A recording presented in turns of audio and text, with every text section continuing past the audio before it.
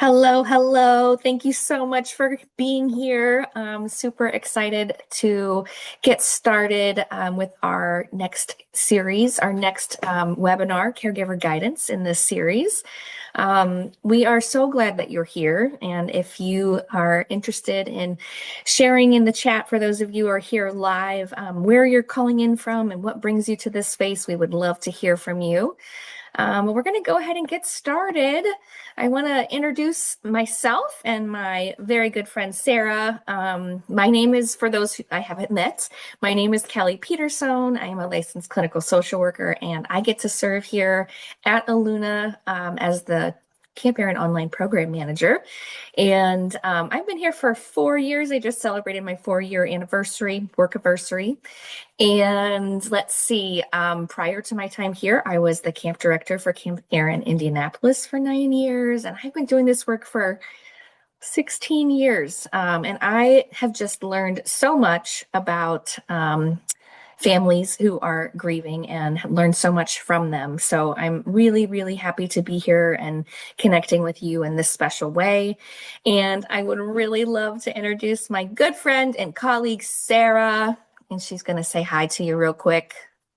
Hi everyone, my name is Sarah Bean Guillen. I'm here in Central Coast, California. So hello to some West Coast friends out there. My background is in school counseling and some other work in the education system for a long time. But I've been with Aluna now with Kelly here for about 4 years as well. And it's just an honor to be working with you all as caregivers. Both Kelly and I are caregiver parents and full-time June mode here with our kiddos at home, so we can very much relate, and we're just so honored to connect with you all tonight. So back to you, Kelly. Yeah, thanks so much, Sarah.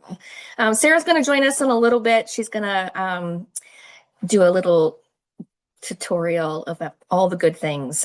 So you'll see her again shortly. But for now, I just want to say, like, this is, I think, our 4th webinar in this caregiver guidance series.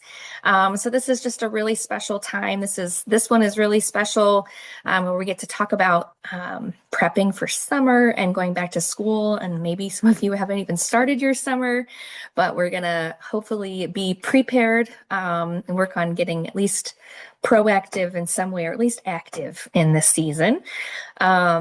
If you missed the more recent one that was done in November, we will highlight it again in our website as we get closer to the holidays. But that one is a really great one to help prep and prepare for the holidays and winter season in the midst of grief. But today we are really excited to dive back into focusing on summer and back to school. We continue to get such amazing feedback from these caregiver guidance webinars. So we are loving providing them, and we get the feedback that the information is helpful and timely, and they love, like, our caregivers really enjoy the practical tips and just being empowered with those resources. So we're really excited. We hope that after our time here together today, that you really do leave feeling empowered and supported to navigate this kind of seasons of change that we are in. So we do hope that we will be able to continue offering events like this, and we welcome suggestions here in the chat on themes or topics that you'd like us to cover, as well as you will have an opportunity to do suggestions in a very, very short eval that we will provide at the very end of our time together. All right, as always, I really have to just start with a big giant thank you. I'm not waiting until the end. I'm doing it right now because I know that there is literally, it's like nothing short of miraculous that we are here in this space, setting aside time, whether it's live or in the recording, to focus on you and your family in the midst of grief. And so I want to just start with a great, big, huge thank you for being here and give you all the credit and all the kudos for just showing up, because this season is really tricky.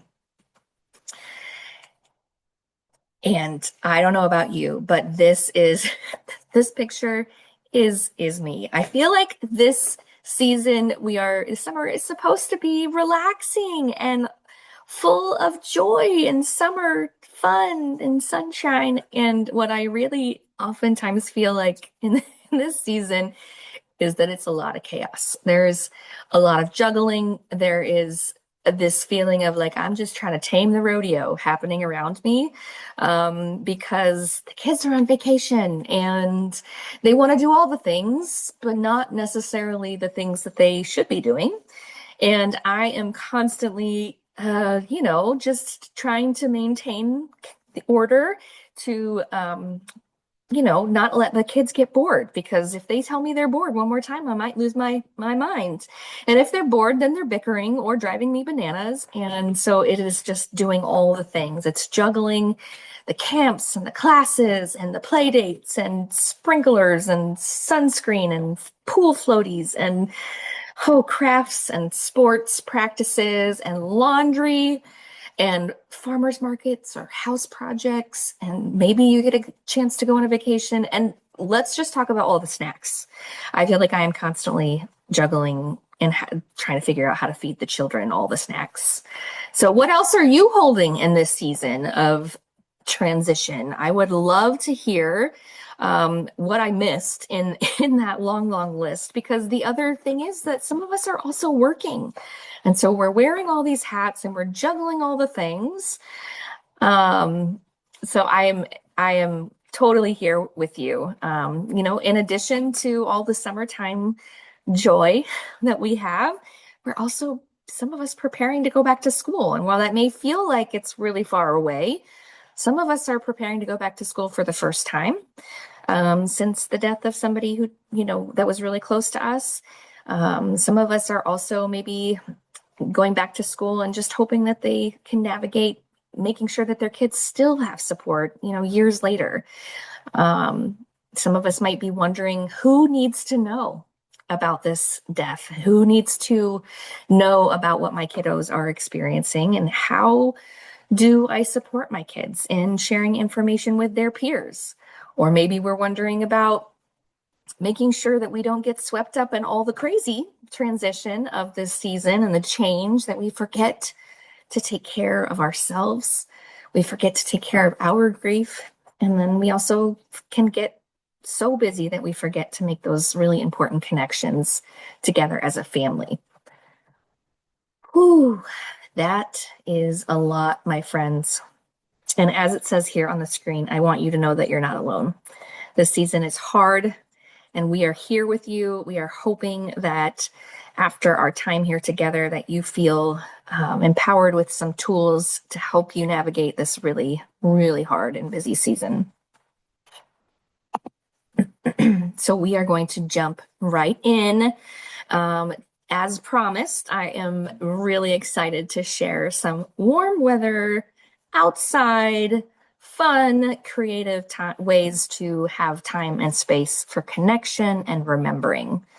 So before I get started here, I want to make sure you know that you will indeed have access to these resources and activities in their full form when we are done. I will send an email to you later this week so that you have access to those. And Sarah is going to do a little demo to make sure that you know how to find them on our Aluna Resource Center. The other thing I need you to know, really, really important, is that the goal here, friends, is not to do all of the activities that we're about to go through, okay? The goal is we want you to know where to find them, and for you to really take a minute to just sit in this space and listen and find one or two of them that really feel special to you. They feel doable. They feel like you could and create this intentional time and space to do one of these activities. So while you're listening, I want you to just take it in, know that you have access, and know that I really don't want you to leave feeling like, oh, I have to do all of these on top of all those things I just talked about. No, that is not the goal. The goal is to maybe find two or three that feel reachable, and to really focus in on those. Okay. So the first one that I'm going to share about is the memory garden. It can be, oh, there's so many directions that you can go in this one. It's a dedicated outdoor space. And I wrote that and then I was like, oh my gosh, it actually could happen inside too. So there are no limits in that realm. But I love the idea of the memory garden being a place where the family comes to share stories and find connection in a way to honor the life and legacy of the person who died. You know, the goal is to create a peaceful serenity in the midst of grief. Maybe this grief garden, maybe this memory garden is in a tiny little bucket on the back porch or the balcony of an apartment building, or maybe it's in a big giant field. Whatever you have at your fingertips that is available to you, it can be literally anything, and be done anywhere. So the idea here is to think about finding some meaningful things to include in your garden. And while I share some of my ideas, I would really, really love to hear, what would you put in your memory garden? You know, sky's the limit. You're creating this memory garden. What would you put in your memory garden? And please feel free to share in the chat. That's what it's here for. We want to connect. So some of the things that I thought about were finding meaningful plants. You know, maybe the person who died was really loved a certain plant, or maybe you plant forget-me-nots, or you plant daffodils, or something that really creates a connection to the person who died. Maybe there are sculptures that you want to include, or lanterns, like light being able to be part of um, your memory garden. Oh my gosh, I love the ideas coming. Keep them coming. I love them. Maybe you have chimes. Maybe you have like a sound that you want to include in the memory garden, pinwheels, bird houses to bring about those connections with the birds. Maybe there's stepping stones that are really meaningful to you. Sunflowers I saw in the chat, orange flowers, a strawberry bush. Oh, that would be so beautiful. I love those ideas. So again, the sky's the limit here in really creating a way to find connection in that memory garden. So that's just the first one on our list.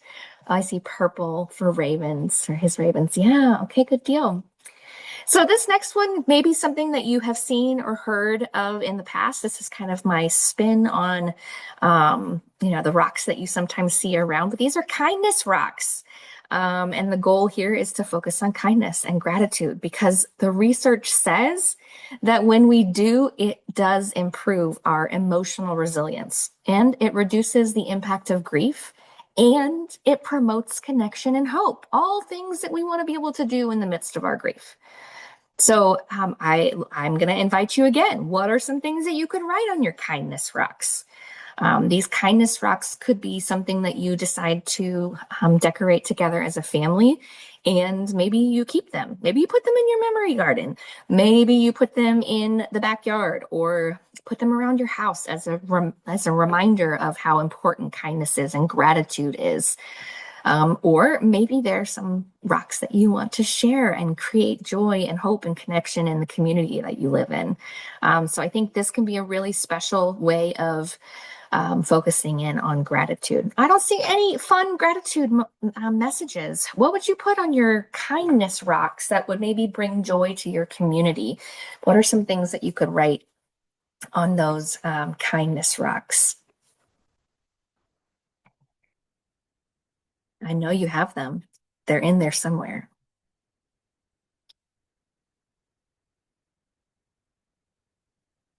Oh, oh, Kristen, it is so, so important to remember this one, to just breathe. Yes, indeed, that is a good reminder.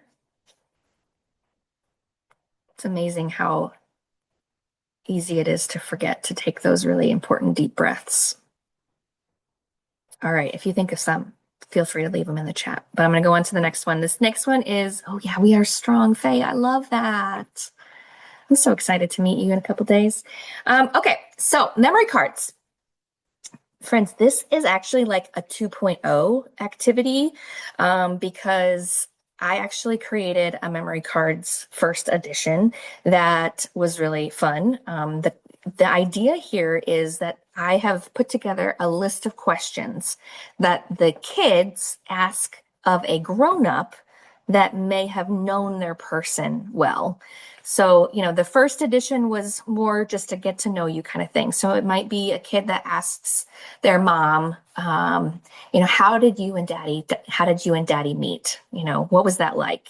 And so it's an opportunity for the mom to share about the dad who has passed away, and they get to share a little bit about their story. And then there are other questions, what was their favorite such and such, or, what would be, or how did that person feel about me? And so it's just a really great way of opening conversation with the kids and giving them a chance to ask questions. This one is the summer edition with very obviously summer focused questions. So, for example, maybe they ask, what kind of music did my person listen to on long road trips? Or did my person like amusement parks or roller coasters or water parks, like whatever? It's just getting them an opportunity to ask questions and learn about their person in a meaningful way. So those are fun ones. And we will make sure you have access to both versions. Okay, this one next is like literally one of my all-time favorites. I say one of my all-time favorites because there's just a lot of them that are my favorite, but this one is a photo scavenger hunt. And I love that this one involves everyone, or it can involve everyone. Like everyone in the family can participate. And it's a great way to create new memories and at the same time honor and remember the person who died. And so I also feel like it is like impossible to do a photo scavenger hunt of this nature without finding some joy in it.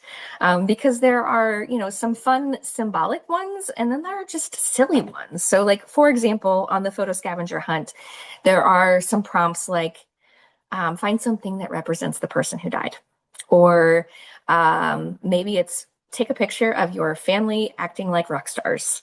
Or maybe it's finding a seed, and that seed represents something small but mighty, or an opportunity for growth or new beginnings. And so you can take it very symbolic, and there are also just some really fun prompts that are just silly as well. So love, love, love that one. So much fun. All right, this next one, let's see. Oh, maybe I just didn't wait long enough. I don't think it flipped. Did it flip to the next? There it is. Thank you for the assist. Appreciate it. All right, so this next set, super fun. There's different ones here too. So the family vision board, you maybe see this one and feel like, oh my gosh, there's no way I could do a family vision board with my family. Like it would be so hard to do. So the reality is the family vision board is a lot more involved, and it is more time consuming, and you probably do have to have a bit more capacity in order to do this one. But it also can be really, really powerful. So I put together some questions as part of this family vision board, for you to just have time together as a family to think about, what will life be like without this person who died? What's next for us? Who am I without this person? And so the handouts are just prompts. They're just the prompts on this are just ideas. It's not like you have to include all of them. I also love that there's a section on here for dedication, like you're dedicating this board to the person who died. You could also include things that are most valuable to you, like values that you're going to focus in on, goals that you have as a family. Maybe there are some quotes that feel really comforting in this season. All wonderful, great things to include on this family vision board, which then obviously could be used as kind of a centerpiece and something to come back to. It's not something that has to be one and done. It could be something that you add to over time. All right, the next one is meaningful messages. And friends, this is actually 7-in-1 activities. So again, don't get overwhelmed. We're not doing all of them. This is really fun though, because there's a lot of different ways for us to incorporate symbolic communication with the person who died. So for example, maybe the kiddos have lots of things they wish that they could say to the person who died. And you go out and you blow some bubbles and you like symbolically think about putting those thoughts and feelings in the bubbles and allowing them to kind of float away. And that just can be a really powerful, meaningful way to symbolically communicate. You can do this with so many different things, though. Maybe it's flying a kite, maybe it's skipping rocks, maybe it's writing messages on the rocks and then going to a body of water to skip them. Maybe it's releasing flowers. We've seen that happen at some of the ceremonies that we've done, where put a flower on the body of water and again, kind of symbolically thinking about what messages you want to send to your person. They also, in the world of now, we have all these things out to in our world that we can do, like wish paper and dissolving paper. And there's lots of different kinds of ways to do that. My only recommendation is for you to practice them as a caregiver prior to doing them with your family. They don't always cooperate on the first go, and so it's kind of an opportunity to do a little test run beforehand. Okay, Forever Blended is Sarah's all-time favorite. I feel like I should have her come on and share about it, but I will stick with it. It's her all-time favorite, and it is really fun. It's initially when I wrote it, we talked about using Play-Doh, and we also have done this activity with Floam, which is also really fun to play with. And so again, really tactile. It's a tangible way to talk about the connections that we have. And so for this one, you pick two different colors. You have the kiddos pick two different colors. One color represents them, and the other color represents the person who died. And you tell them, you put those colors together, and they get to mix the colors, which, in my house is like, we can't mix the colors. No, but for this purpose, we want our friends to mix the colors. And we have them mix them, and we have them think about their person and maybe share a memory or two as they're mixing their colors together. And then we say, wait, now try to separate those two colors. And they look at you like, I can't. Like, exactly. And they can't. Just like the connection that they have with the person who died, that will never be separated. We are forever blended. We are forever impacted by the person who died, and will always remain connected to them. So it's a great visual reminder of that forever connection. Okay, next on our list is the summer reading list. The summer reading list. Okay, so full disclosure, typically when I'm in my office, I have a full bookshelf of all the books. I'm not in my normal space right now, which makes me super sad, but I love books. I absolutely love the way that books open conversation. There's something familiar about books, and there's language that is provided and validation in these books. And I just love using them. We do a lot of book readings in our ongoing grief support group. And I just think that there are a lot of really great books out there. Another reason I really love books is that oftentimes when you're doing a book reading, it's like a once removed grief experience. And so rather than talking to them about their particular grief experience, you could say, well, what do you think this animal's grief experience is like? Or what do you think this animal is feeling right now? And so it kind of feels a little bit like you're talking about someone else rather than your own grief experience. But obviously we can talk about and bring in our own experiences as well. And if you're thinking, oh, well, my kids are older and they don't want to read books, actually, you'd be really surprised. They can absolutely get behind reading a book, especially if you're reading it to them. So you can be creative. You can think about, okay, I want to read this book with you. I'm going to share it with your younger sibling, and I want to share it with you first and see what you think how they will experience it. Like, what do you think? Do you think they'll like it? Or, be creative and say, hey, I want to do a book review for this author and I want to do it with you. And will you listen to the story with me? So just be creative and think about how to get them involved and engaged, but also recognize that once you get them in the door and they're willing to sit and listen to a story, they really do like being read to. Another thing that I love about books is that you really can customize the language. For example, maybe you're reading a book where the grandma is the person who died and your child is experiencing the death of a sibling. You can absolutely make adjustments in the story to help it to meet the needs of your particular family. So you can make those adjustments in the story to make it more applicable. Another activity that I love doing when I'm reading stories is to think about creating like a true for me card. And so that could be like even a post-it note or a note card that says true for me.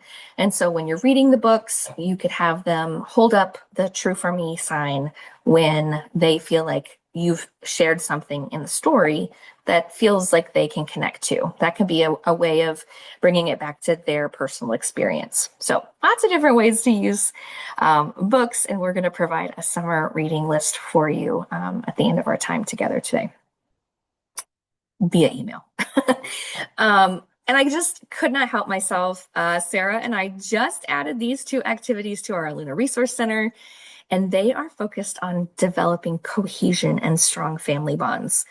I recently read the definition that cohesion refers to the act, state, or process of parts sticking together as a united whole. Oh, that is so good. And I love the visual of the image that we're coming together, and that when we take time to strengthen the bonds that we have in our family, we're actually building a stronger foundation for us to grow on. Oh, so good. So this first one here on the left it's 30 ideas for family fun. And obviously this is just the tip of the iceberg, but I'm hoping that it feels like a gift to those who are experiencing that fogginess of grief brain and not really sure how to initiate fun as a family, because it sometimes feels like a chore. So we want to give you all kinds of ideas. So this is actually a printable poster that you could print and have available as ideas. What I love most about these activities that are listed here, again, is that it's reminding us that it really is possible for us to hold both grief and joy at the same time. It does not have to be one or the other. It can absolutely be both. The second bonus here, our conversation playbook. And again, this is a multi-activity. I don't remember off the top of my head how many are actually there, but it's a lot of different ways to engage in conversation with the person or as a family. So the caregiver and the kid or kids, lots of different ways to get started on conversation. So maybe it is putting together a family playlist and working together to figure out what songs go on that, and talking about like, why did you choose this one? What were you drawn to this particular song? Maybe it is, oh goodness, what are some of the other ones that are on there? And maybe it is high, low, buffalo, where it's you share one high of the day, one low from the day, and something completely random and crazy about your day. Maybe it's a doodle a day. Maybe it's you start with draw a doodle that represents your day. These are all ways to just combat the typical how are you or how was your day, where I feel like we don't typically get great answers from those questions. But if we do a doodle a day, or we look for humor together and we focus and prioritize on that, there's all kinds of ways to get those conversations started. So I hope you find that to be helpful. And again, think about a couple of them that you would like to include in your family this summer. All right, Sarah is going to come now, and I get a little tiny break so that she can talk about the new, wonderful, fantastic summer hub, and I'll let you take it away. Thanks, Sarah. Okay, thank you so much, Kelly. And as I transition over to my screen to show you all this summer resource hub that we have for you that includes the activities and the summer reading list, amongst a bunch of other things, I do just want to get a pulse check here in the chat. And I want to hear from you from all these amazing activities that Kelly shared. Is there any one that's already standing out to you as an activity that you're curious to maybe try out this summer with your family? So type that into the chat because this is going to help guide me into sharing my resource hub here that I'm going to open up. 1 second. Oh, I had a feeling that was going to happen. So let me just jump over here and come over to our summer resource hub. Okay. And I'm actually going to copy this link right here before I dive into this as well. And I'm looking and I'm seeing some of the favorite activities coming up here. The memory garden, oh, that's a +1 there. The rock painting, memory garden again, photo scavenger hunt, and book list. Okay, this is a really good insight into what's kind of standing out for you all tonight. So in this summer resource hub, this has everything that Kelly was talking about. So starting with activities, and I see here that the memory garden is really standing out to a lot of you folks. So I want to show you one amazing thing. If you come to the summer resource hub, click on memory garden here, okay? And when you click on memory garden and you're seeing this, there's a nice description here. But if you want to see it, I'm such a visual mama bear here. So when I'm looking at memory garden here, you can get this whole printable activity, print it at your home and have it ready to go. Because I'm the kind of parent, I get so overwhelmed. I need like a step-by-step instruction to walk me through how to get this set up. So as you can see, this is a really nice way to kind of walk you through how to get this set up, this whole activity for your family. So that is an example of what we have here in this hub. So each activity you can click into, even that wonderful poster that Kelly showed, if you click in the family fun activities here, and download your printable poster, right how you have it here ready to go for your printer. So you can be ready to print these out and just have them on the kitchen table ready to go for your family. So these are all the activities here that Kelly's been talking about. Summer reading list. I see a lot of people asking about this as well. So we have it broken down here by age. And so Kelly and I really worked on this, thinking about what books we both use for different grief support groups we've done and supporting kiddos. And you can really take your time to read through these different explanations of the books.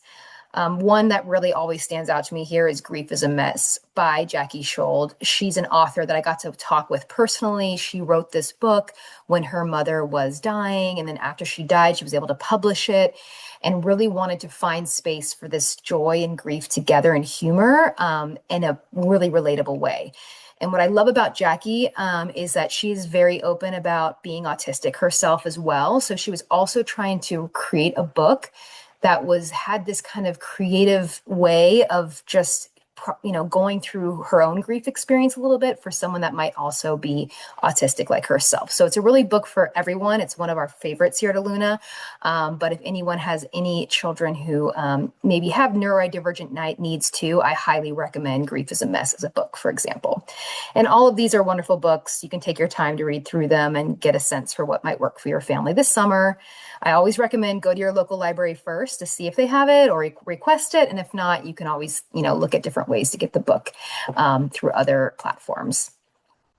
And the Caregiver Guidebook is here. This is like a 22-page guidebook. It's colorful, and we designed this over a year, Kelly and I and Bethany and another colleague, to really try to walk through some grief concepts, that how we can sometimes hold our grief in a box and want to stuff it away and how to work through that.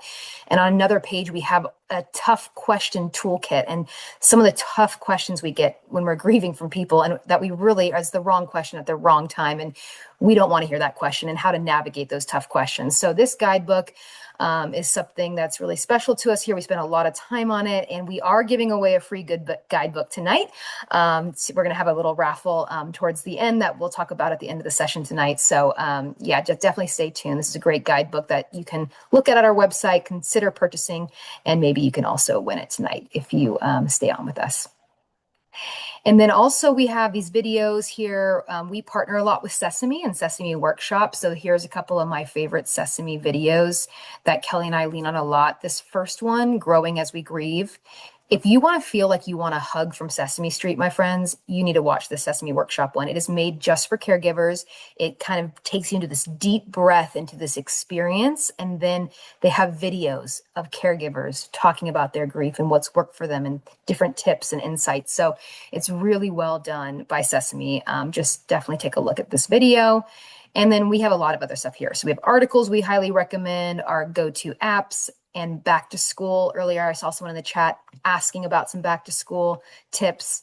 Here are kind of our go-to articles to read or pass off to one of your favorite teachers for next year to really get them prepared themselves for supporting your child at school. These are really our go-to articles for back to school and tips. And then, of course, our 3 programs here. So we have Camp Erin is our in-person grief camp, right? We're at about 40 locations across the United States with our Camp Erin program, and that's in person. We have day camps, overnight camps, and you can use our Find a Camp page to find the camp closest to you if you want to look to that. And then we also have Kelly's amazing Camp Erin online programs and her, she has monthly groups and other events she'll talk about later tonight as well. And then I work with the Aluna Resource Center here. So we have a full library. We have even this national program guide that you can now use if you do want to enter in your zip code and try to find what types of grief support centers are in your local area this summer, or in between camp sessions. You can use our national program guide to find different grief support centers on there as well. So this is everything, my friends, that you have at your fingertips to help kind of walk you through different books and activities this summer. And also don't hesitate to reach out to us to Kelly or myself if you ever need some kind of guidance or support around these. So with that, I'll pass it back to you, Kelly, and you can take it away.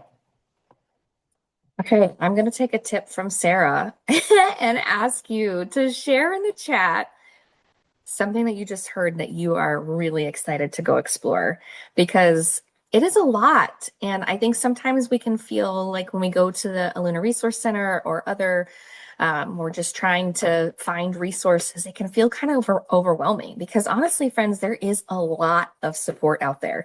There's a lot of books, there's a lot of activities, there's a lot of resources, there's local resources, there's national resources, but at the same time, it can really feel overwhelming when you're looking for something, but you're not really sure what to look for. So our hope is that this summer hub feels like it's accessible, that you can get to it, that you can take your time through it. I'm seeing lots of really great things that you're excited to go and see. Sesame Workshop, definitely the book list, the visual aspects of the activities, like being able to walk through like the purpose of them and what supplies you need and all the things. So yes, so good. All right, well, we are not done yet, friends. We get to kind of transition our brains to thinking about back to school. Okay, so in the chat, are you on summer break? Are you not on summer break yet? I'm wondering where you are in the realm of things. So like here in Indiana, we have been on break already for, let's see, they just got out of school on Friday. It already feels like a lot longer. I'm seeing a lot of not yets. So this may feel like, oh my gosh, I can't take in all of this information to talk about back to school. But our hope is that you can, again, just listen in and know that you have access to this information, and you will also get a link to the recording so that you can circle back and listen to it as you need to. So yeah, lots more days, 9 more days as a teacher. not that I'm counting. I love that. I can relate and understand that completely. So hopefully you are feeling a little bit more equipped to be maybe proactive or at least active in being in the midst of grief and doing some things together as a family. Hopefully you're feeling a little bit more empowered in that. So we're going to transition to talk a little bit about back to school. And I think the first thing that comes to mind for me is really taking some time to think through how to inform the school. So as I said before, some of you maybe are going to go back to school for the first time since the person died, and navigating like all the first, right? And others maybe are recognizing that they're going to a new school, like they're transitioning from elementary to middle, or they're transitioning from middle to high school, and they're getting all new teachers and all new staff. And so who needs to know what at that point, right? So there's a lot to think about. I think that it is incredibly important for us as caregivers to inform the school. There is just so much of how our kiddos are impacted by grief, that they're spending a lot of time at school, and if the school doesn't know, they aren't able to provide the support that that kiddo may need. And so you may be wondering, like, who do I need to let know? And maybe you're also wondering about who's going to be there to support my kiddos. And so I think one thing that I would make sure that I was focusing in on is helping the school, like informing the school, and then helping the school to identify who needs to be on that support team so that you don't have to do this alone. And that support team can include a lot of different people for a lot of different reasons. So maybe maybe you and your child already have a relationship with a special teacher or somebody at the school. That person can absolutely be on your team. Maybe it is finding some of the specials teachers. I don't know about you, but my kids are always drawn to and really close to the people that they get to do art with or music with. So those can be great assets. Maybe it's a coach on a sports team. Obviously, school counselors or guidance counselors. Sometimes it's also like the front desk ladies or support people, because they are the first people that they see in the morning. And so they can be a support person. A librarian can also be a person that can be identified as a support person. Maybe your kiddo is a reader like mine, and their best friend is the librarian because they are there all the time. You can imagine that that person may be a special support person for them. And the other person that I feel like we oftentimes forget about is the nurse.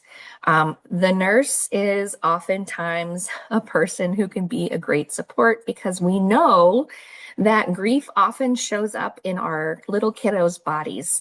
And sometimes it's a tummy ache or headaches or just, I don't feel well. Oftentimes that's grief, right? That's sometimes how grief shows up for people. And so the nurse can be a person that is support to you and your child that is attending school. Just remember that you don't have to do it alone. Okay.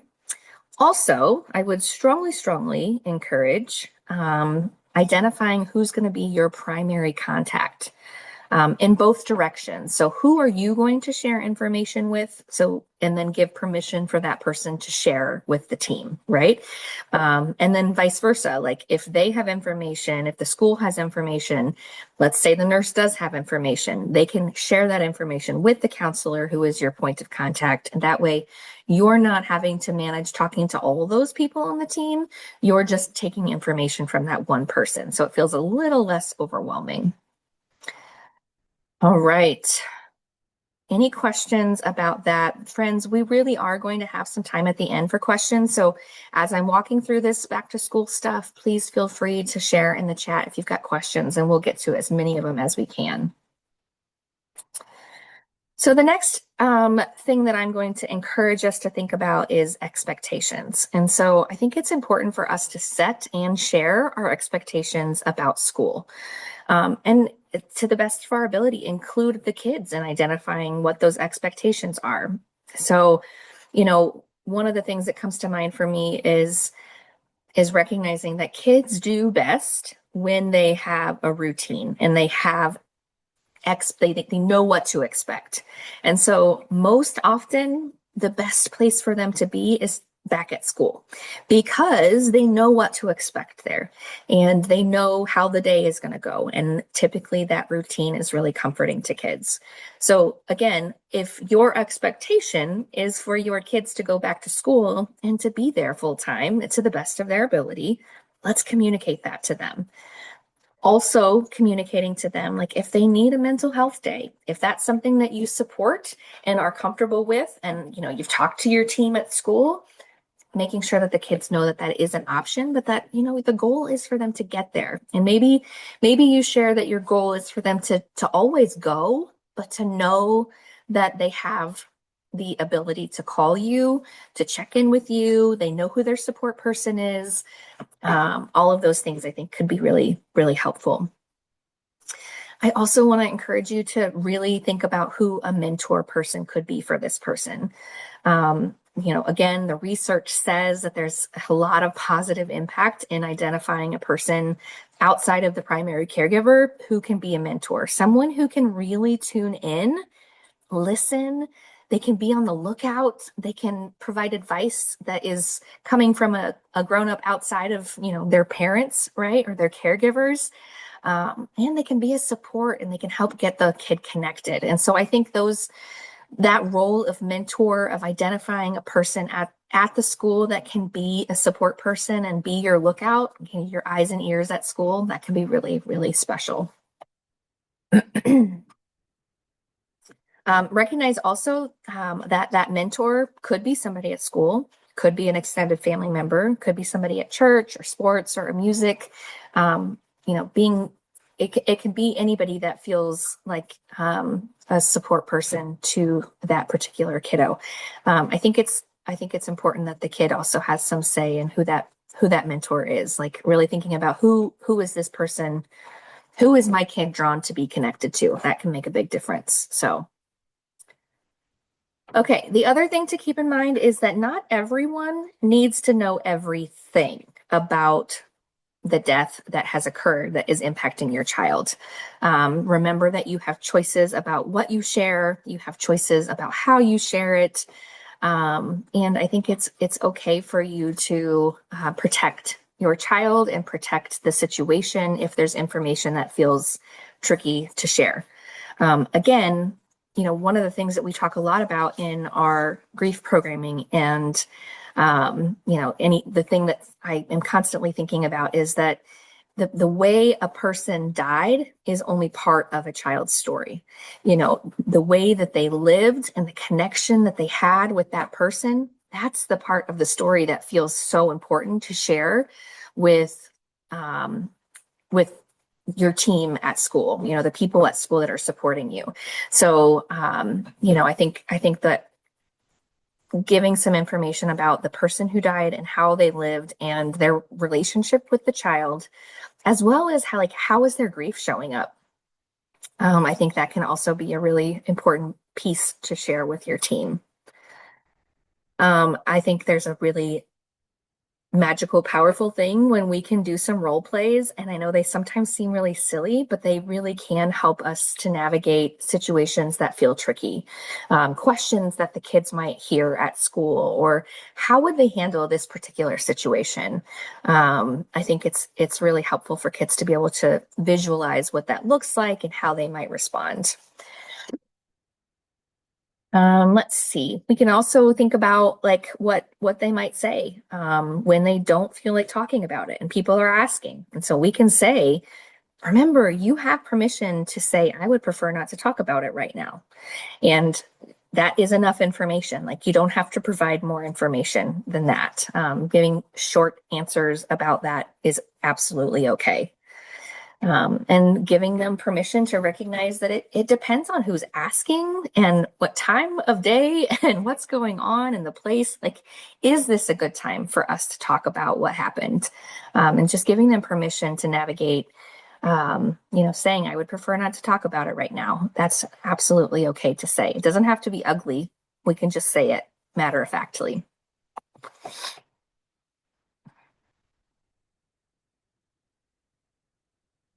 All right. So I've kind of touched on this one a tiny bit already of the importance of structure and routine. Kids really do thrive in routine. And even if it is a loose schedule, let's talk about summer for a second again. They really do thrive in a routine, a schedule, knowing what to expect. I feel like we get more questions and more behavioral issues and more bickering and I'm bored when we don't have the structure in place. And so even if it's a loose schedule of this is when we are going to eat and this is when we are going to sleep and this is when we are going to do something intentional to find joy or be creative or take care of ourselves, being able to provide those that loose schedule, the block scheduling of sorts, I think is really helpful. And I absolutely want to reinforce the importance of asking for support from people in your bubbles and in your community of, I know that this is something that I need. I need to be able to have time and space to take care of myself, whether it's going for a walk. This is something I need to do. And then maybe even finding a friend that can help hold you accountable for that. But as we've talked about, like there is so much stuff that you all are holding right now, the juggling and the chaos and the crazy. I just want to remind you to give yourself grace and to remember that, oh, you're holding so much. And even when you can just take a moment like this moment and show up for something like this, that is just a huge step of taking care of yourself. So big, big, giant kudos again for that.